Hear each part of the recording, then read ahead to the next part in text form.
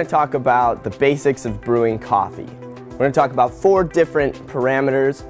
The first is going to be dose, how much coffee to water. The second is going to be grind.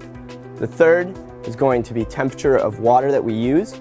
And the final element is going to be contact time between coffee and water. First, covering dose. Depending on how much coffee to water ratio you're using will determine the strength of your final cup. The second element of brewing is going to be grind.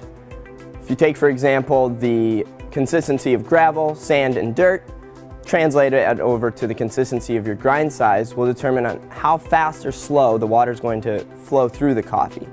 In discussing temperature, that will also vary depending on the brew method that we use. A good baseline for any manual brew method is going to be right off boil. The final element of brewing is going to be contact time. So depending on how long our water is in contact with the coffee will also determine the concentration level of our final brews. If you're having problems brewing coffee, these are 4 elements that you should really take into consideration of examining. Find out what your dose is, find out what size grind you're using, make sure your temperature is at where it needs to be, and finally, look at your contact time to get the best cup of coffee you can possibly brew.